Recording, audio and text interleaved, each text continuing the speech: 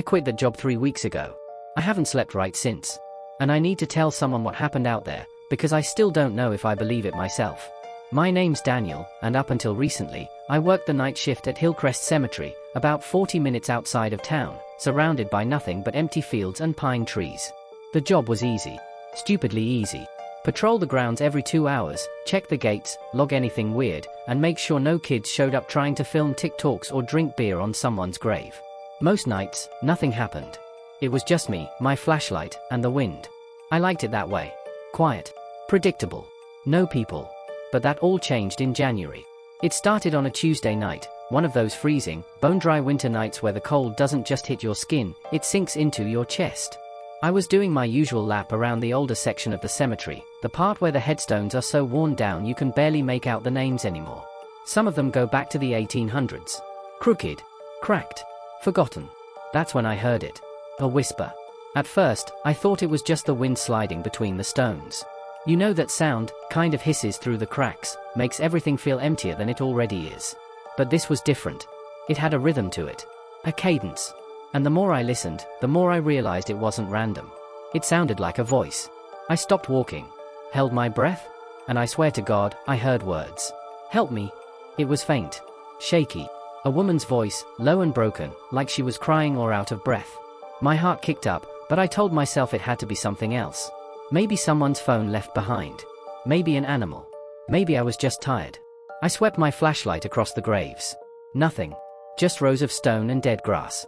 But the whispering didn't stop. I followed the sound deeper into the old section, my boots crunching over frozen ground. And that's when I saw it, one grave that looked wrong. The earth around it had sunken in, like something underneath had shifted or collapsed. But it wasn't dug up. No tools. No footprints. Just a smooth, unnatural dip in the soil, like the ground had been pulled down from below. The nameplate was too faded to read. I stood there for a long time, just staring at it. The whispering had stopped. Everything was still again. Too still. I logged it in my report that night. Possible soil erosion, old section, grave 47B. We'll monitor. Then I went back to the office, made some coffee, and tried to forget about it. But I couldn't. Because the next night, I heard it again. Same spot. Same voice. Please, help me. And this time, it was clearer. I pulled out my phone and hit record. I wanted proof, something I could listen back to, something that would either confirm I was losing it or that there was an actual explanation. I held the phone up near the grave and let it run for a full minute. When I played it back, there was nothing. Just wind. Static. Silence. That's when I started to feel it, that cold, creeping feeling in your gut that tells you something's off. Something's wrong. Over the next week, things got worse. One night, I finished my patrol and headed back to the office. I set my flashlight down on the desk like I always do. Grabbed a snack. Checked my phone. When I went back out an hour later for my next round, the flashlight was gone. I searched everywhere. The office. The tool shed. My truck. Nothing. Then, on my way through the old section, I saw it. Standing upright. Balanced perfectly on top of the sunken grave. My flashlight. I'm not talking about lying on its side. I mean standing, like someone had carefully placed it there, lens up, in the center of the grave. There's no way it fell like that. No way the wind did that. I grabbed it and got the hell out of there. 2 nights later, I heard footsteps. I was walking the south fence line when I heard them behind me, slow, deliberate, boots on gravel. I stopped. The footsteps stopped. I turned around. Nothing. No one. I kept walking. The footsteps started again. I spun around faster this time, flashlight up, heart pounding. Still nothing. But here's the thing, there was no shadow. The moon was full that night. Bright enough to see everything. If someone was there, I would have seen their shadow stretching across the graves. But there was nothing. Just the sound. That's when I started going through the old logs. The cemetery keeps records going back decades, who's buried where, when, family contacts, all of it. I found the entry for grave 47B. Margaret Holloway. Died 1983. Age 34. But here's where it got strange. There was a note in the margin, written in faded blue ink. Body never recovered. Hospital transfer lost during transport. Grave sealed empty per family request. I read that line 3 times. Her body was never buried. So what the hell was in that grave? I didn't go near it for 2 days after that. I did my patrols, but I avoided the old section completely. I told myself I'd request a transfer. Maybe take some time off. Maybe quit. But last week, I had to go back. It was 3:13 a.m. I remember because I checked my watch right before I saw it. I was doing my final round before dawn, cutting through the old section because it was faster. I wasn't even thinking about the grave. I just wanted to get back to the office, finish my shift, and go home. But as I passed grave 47B, I felt it. That same cold. That same pressure in the air. And then I saw her. A figure. Standing at the edge of the grave. Human-shaped. But wrong. Her head was tilted down, not like she was looking at the ground, but like her neck was bent too far, unnatural, her chin almost touching her chest. She wasn't moving. Wasn't breathing. Just standing there. And she was whispering. I couldn't make out the words, but I felt them. They vibrated in my teeth, in my jaw, in my skull. It was like the sound was coming from inside me. I couldn't move. I couldn't breathe. I just stood there, frozen, staring at this thing that shouldn't exist. And then, slowly, so slowly, she started to turn her head toward me. I didn't wait to see her face. I ran. I didn't stop running until I was in my truck, engine on, tires spitting gravel. I called my supervisor from the road and told him I was done. No 2 weeks. No explanation. I never went back. I still don't know what I saw that night. Maybe it was exhaustion. Maybe it was my mind playing tricks. But I know what I felt. I know what I heard. And I know one thing for sure. Margaret Holloway was never buried in that grave. So who, or what, was?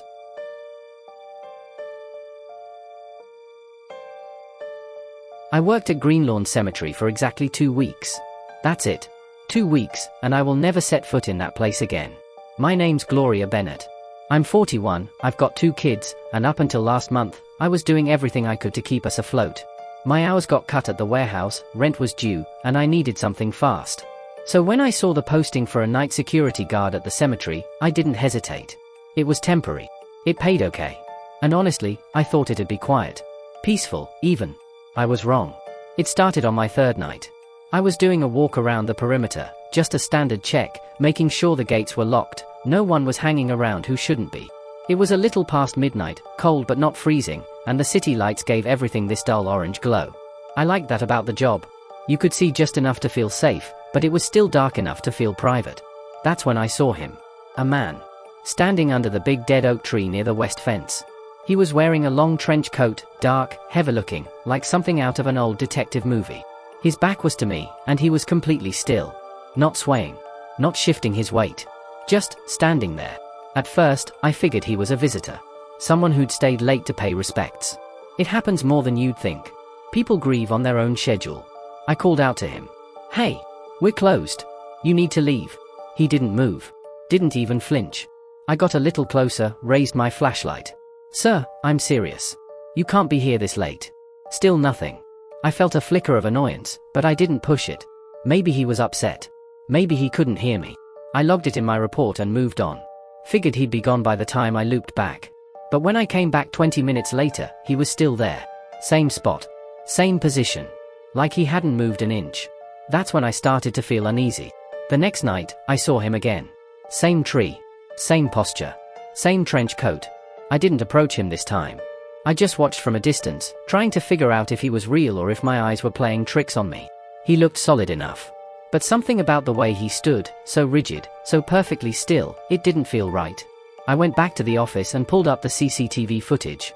We've got cameras covering most of the grounds, including the west side where that oak tree sits. I scrubbed through the last 2 hours of video. And that's when I noticed something that made my skin crawl. He never walked in. One frame, the area under the tree was empty. The next frame, maybe 30 seconds later, he was just there. Standing. Fully formed. Like someone had hit pause, dropped him into the scene, and hit play again. I rewound it. Watched it again. Same thing. No movement. No transition. Just appearance. I told myself it had to be a glitch. A camera malfunction. Maybe the footage skipped. But I checked the timestamp. It was continuous. No gaps. By the 5th night, I'd had enough. I wasn't scared yet, I was annoyed. This guy, whoever he was messing with me. Maybe it was some kind of prank. Maybe he worked there before and knew where the blind spots were. I didn't know. But I was going to find out. So I walked straight toward him. Hey! I shouted, my voice cutting through the stillness. I don't know what your deal is, but you need to leave. Now. For the first time since I'd seen him, he moved. His head turned. But not like a person. Not like someone casually looking over their shoulder. It rotated. Slowly. Smoothly. Way too far. Past 90 degrees. Past where a human neck should stop. It kept going until his face was pointing directly at me, but his body hadn't moved at all. I couldn't see his eyes. The shadows under the tree were too thick. But I could feel them. Locked on me. Unblinking. I didn't wait to see what happened next. I ran. I didn't stop until I was back in the office, door locked, lights on, heart hammering in my chest. I sat there for 20 minutes, trying to convince myself I'd imagined it. That the angle was off. That I was tired. But I knew what I saw. The next morning, I told my supervisor. I tried to stay calm, keep it professional. I said there was someone loitering on the property, that he wasn't responding to instructions, and that I thought we should call the police. She looked at me like I was wasting her time. Did you get a description? Tall. Trench coat. He's under the oak tree by the west fence. She sighed. Gloria, people come here to grieve. If he's not damaging anything, just leave him alone. He's been there 5 nights in a row. He doesn't move. He doesn't leave. Then maybe he's homeless. I'll have someone check it out during the day. No one ever did. So I took matters into my own hands. I went through the archived surveillance footage myself. Months and months of it.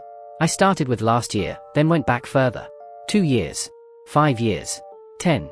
And I found him. Same man. Same tree. Same posture. He appeared intermittently, sometimes weeks apart, sometimes months, but always in the exact same spot, facing the exact same direction. The footage went back 40 years, and in every single clip, there he was. Never walking. Never leaving. Just appearing. And then, on one of the older tapes from the early 90s, I noticed something I hadn't seen before. The trench coat. It didn't move like fabric. It didn't shift in the wind or hang naturally from his shoulders. It looked wrong. Stiff. Uneven. I zoomed in as far as the grainy footage would allow. And that's when I saw it. It wasn't a coat.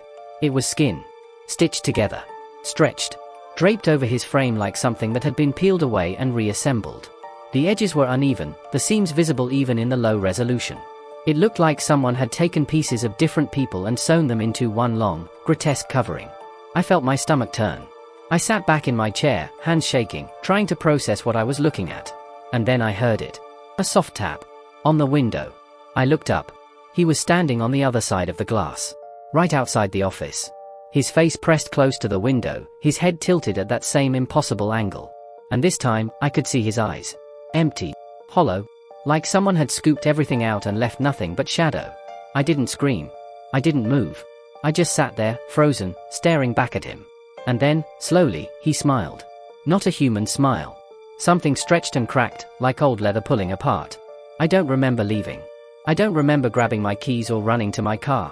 The next thing I knew, I was halfway home, hands white-knuckling the steering wheel, tears streaming down my face. I called my supervisor the next morning and quit over the phone. Didn't explain. Didn't argue. Just said I was done. She didn't ask why. A week later, I heard from one of the guys I used to work with. He said they checked the west fence. Searched the grounds. Pulled all the footage. No sign of anyone. But I know what I saw. And I know he's still there. Standing under that dead oak tree. Waiting. I don't know what he is. I don't know why he's there. But I'm never going back to find out.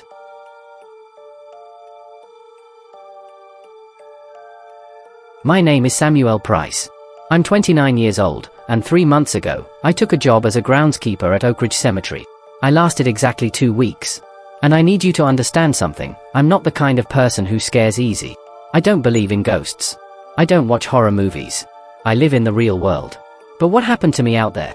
I can't explain it. And I don't think I'm supposed to. It started on my first night. I was still learning the layout, where the tool shed was, which paths led where, how to navigate the older sections without getting turned around. It's a big place. Winding. Easy to get lost if you're not careful. My supervisor, Rick, showed me the basics during the day and told me I'd be on my own for the overnight shift. No big deal. Just maintenance. Trimming. Keeping things neat.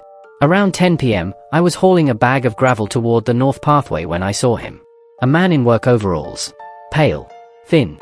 Maybe in his 40s, hard to tell. He was standing near the equipment shed, holding a rake like he'd just finished using it. Hey, I called out, a little relieved I wasn't alone. You on tonight too? He didn't say anything. Just gave a small nod and walked over. He took one end of the gravel bag without a word and helped me carry it to the path. We set it down, and he handed me a shovel from the rack nearby, the exact one I'd been about to grab. Thanks, man, I said. I'm Samuel. Just started this week. He didn't respond. Didn't smile. Just gave another slight nod and walked off toward the older section of the cemetery. I figured he was just quiet. Some people are like that, especially on night shifts. Over the next few nights, I kept seeing him. Always in the overalls. Always pale. Always helpful in this silent, almost anticipatory way. He'd hand me tools before I asked. Help me lift heavy stone slabs when I was resetting a toppled marker. Once, when I got turned around near the crypts, he appeared out of nowhere and gestured for me to follow him back to the main path. He never spoke. Not once. But I didn't think much of it. I just assumed he was the kind of guy who preferred to work alone and didn't do small talk. Then, about a week in, I ran into Rick during a shift change. "Hey," I said, "who's the other guy working nights?" Thin dude, overalls, doesn't say much. Rick looked at me, confused. "What other guy?" "The one who's been helping me all week. Pale guy. Kinda quiet." Rick shook his head. "Sam, you're the only one scheduled for nights right now. It's just you." I laughed it off. Thought maybe he was messing with me. New guy hazing or something. But when I asked another coworker the next day, Jenny, who works the office, she said the same thing. "There's no one else on the night crew. Just you." That's when I started paying closer attention. The next time I saw him, I tried to engage. Really engage. "Hey, man, what's your name?" "Nothing." "How long you been working here?" He just looked at me. No expression. No acknowledgement. Then he turned and walked toward the mausoleum. I felt a chill run down my spine, but I pushed it aside. Maybe he had a hearing problem. Maybe he was just awkward. But deep down, I knew something was off. A few nights later, we had a storm roll through. Heavy rain. Wind that made the trees groan and the old iron gates rattle. I was doing a final check before heading back to the shed when I saw him again. Standing near the mausoleum entrance. Completely still. Rain pouring down on him, but he didn't seem to notice. He looked at me. Then he raised one hand and gestured, slowly, deliberately, for me to follow. Every instinct I had told me not to. But I did anyway. I don't know why. Maybe curiosity. Maybe something else. But I followed him inside. The mausoleum was old. Damp. The kind of place that smells like stone and rot. He led me through the narrow corridor, past rows of sealed crypts, until we reached the back wall. Then he stopped. He raised one hand and tapped the wall. Twice. Slow. Deliberate. I stepped closer, shining my flashlight on the stone. At first, I didn't see anything unusual. Just old masonry. Cracks from age. But then I noticed it, a seam. A panel that didn't quite line up with the rest of the wall. "What is this?" I asked, turning to look at him. But he was gone. I spun around, flashlight sweeping the corridor. Empty. No footsteps. No sound. Just me. I turned back to the wall and pressed against the panel. It shifted. Loose. I pushed harder, and it gave way, sliding inward with a low scrape. Behind it was a small, hidden room. And inside, slumped against the far wall, were bones. Human bones. I stumbled back, heart pounding, phone already out, calling 911.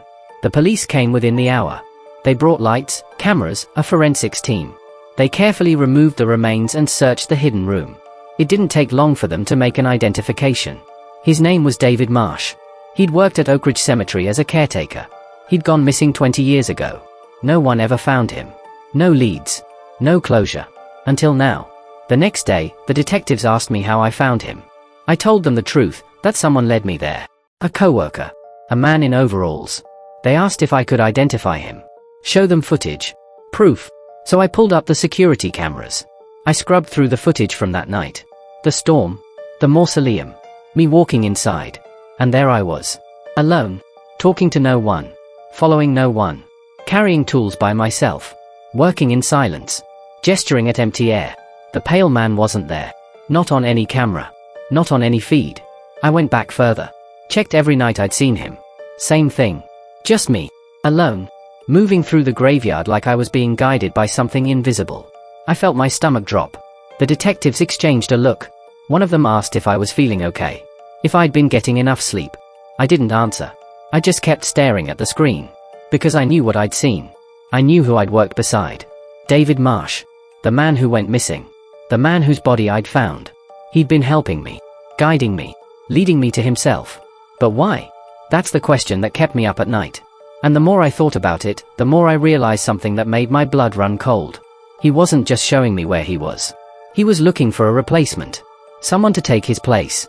Someone to stay behind. Someone to become the next silent worker no one remembers. And he'd chosen me. I quit the next morning. Didn't give notice. Didn't explain. I just told Rick I couldn't do it anymore and walked out. He didn't ask why. But I think he knew. Because when I left, I saw him, just for a second, standing by the tool shed. Pale. Expressionless. Watching me go. And I swear, as I drove away, I saw him in my rearview mirror. Still standing there. Still waiting. I don't know if he's still looking. I don't know if someone else took the job after me. But I do know this. If you ever work alone at night, and someone starts helping you without saying a word, someone no one else can see, don't follow them. Because they're not trying to help you. They're trying to keep you there. Forever.